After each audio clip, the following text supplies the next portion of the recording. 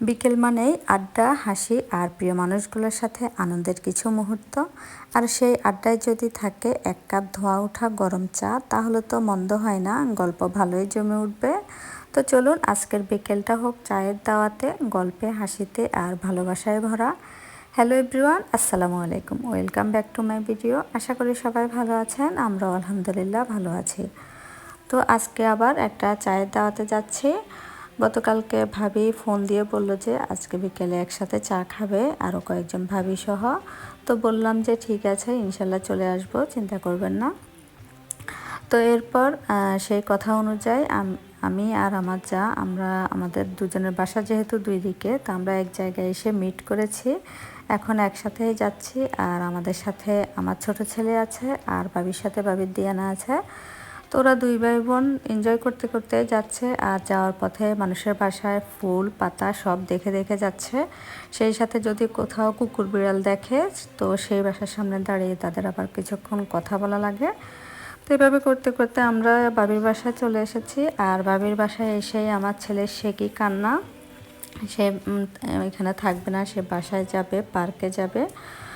তো মানে মুডটাই খারাপ করে দিয়েছে। তো যাই হোক, আমরা আসার পর ভাবি আমাদেরকে ওয়েলকাম ড্রিঙ্কস দিয়েছে। এরপর আমরা সবাই বারান্দায় চলে এসেছি ভাবির বাসায়। আমরা দুই যা ছাড়াও ভাবির যা এসেছে ওনার বাচ্চাদেরকে নিয়ে। তো আমরা এখানে বারান্দায় দাঁড়িয়ে সবাই গল্প করছিলাম আর ভাবির বাসার বারান্দার সামনের ভিউটা দেখছিলাম। খুবই সুন্দর নিরিবিলি একটা পরিবেশ।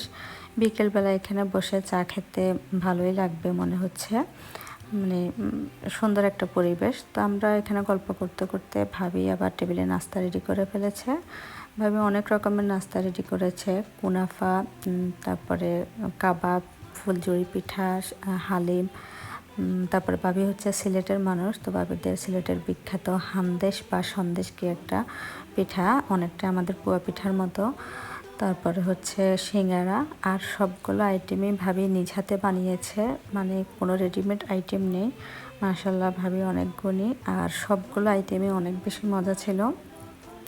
তো আমরা এখানে নাস্তা করছিলাম, আর সেই সাথে আমি ভাবির ড্রয়িং রুমের ছোট ছোট কিছু ক্লিপস নিচ্ছিলাম। ভাবি বাসাটা সুন্দরভাবে সাজিয়েছে। তো আমি পুরো বাসার ভিডিও করি নাই, যেহেতু প্রাইভেসির একটা ব্যাপার আছে। তো এরপর এখানে ভাবি আমাদেরকে চা দিয়েছে। তো আমি ভাবির কাপগুলো দেখে আমার কাছে খুবই ভালো লেগেছে। গোল্ডেন একটা রাজকীয় রাজকীয় ভাইব দিচ্ছিল।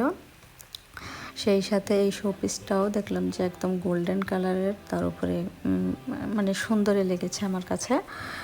তো আমরা এগুলো দেখছিলাম। এরপরে সবাই একসাথে আবার চা খাচ্ছি। তো বললাম যে একসাথে আমরা একটা ছোট ক্লিপ নিই। তো এখানে কারো চা একদম ভরপুর আছে, আবার কারো চা মোটামুটি শেষ হয়ে এসেছে, এই পর্যায়ে চলে এসেছে। এগুলো নিয়ে আমরা হাসাহাসি করছিলাম। তো চা খেয়ে আমরা আবার বারান্দায় চলে এসেছি। এখানে আমরা যখন নাস্তা করছিলাম এর মাঝে একবার বৃষ্টি হয়ে গিয়েছে কিছুক্ষণ। তো এখন আবার বৃষ্টি বন্ধ হয়ে গিয়েছে, কিন্তু আকাশে অনেকটাই মেঘ আছে, মনে হচ্ছে আবারও বৃষ্টি হবে।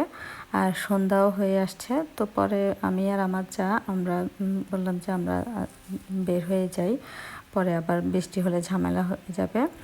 তো আমরা বাসা থেকে বের হওয়ার পর দিয়ানা এখানে পথ ভুলে গিয়েছে, কোন রাস্তা দিয়ে বাসায় যাবে।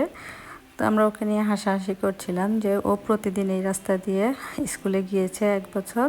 এখন এই 3 মাসে স্কুল বন্ধের মাঝে ও ভুলে গিয়েছে যে ও বাসায় কোন রোড দিয়ে যাবে।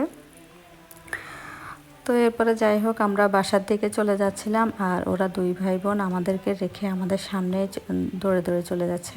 আমরা ডাকছি তাও শুনছে না। আর আমরা যতই সামনে যাচ্ছি ততই দেখলাম যে আকাশটা অন্ধকার হয়ে যাচ্ছে। তো কিছু দূর আসার পর ভাবি ভাবিদের বাসার দিকে চলে গিয়েছে, আর আমি আমার বাসার দিকে যাচ্ছি।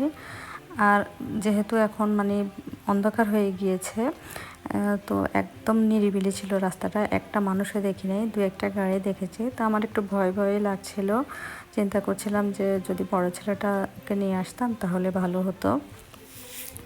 তো যাই হোক, এরপরে বাসায় চলে এসেছি।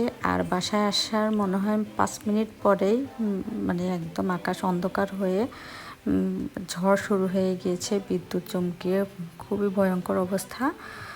তো এরপরে বৃষ্টিও শুরু হয়ে গিয়েছে, মানে আমরা যদি আর 5-10 মিনিট পরে বাবির বাসা থেকে বের হতাম তাহলে আজকে মানে আমরা ভিজেই যেতাম।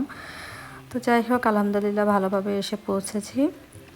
আর ভাবিকেও ধন্যবাদ, অনেক সুন্দর একটা আয়োজন করেছে, অনেক কষ্ট করেছে, ভাবিকে অনেক কষ্ট দিয়েছে। তবে বিকেলটা অনেক সুন্দর কাটিয়েছি, আলহামদুলিল্লাহ ভালো লেগেছে। ইনশাল্লাহ নেক্সট টাইম আবার এরকম আড্ডা হবে, গল্প হবে। তো আপনাদের সবার কাছে ভিডিওটি ভালো লাগলে ভিডিওতে লাইক কমেন্টস করবেন এবং পেজটিতে একটা ফলো দিয়ে রাখবেন। ধন্যবাদ।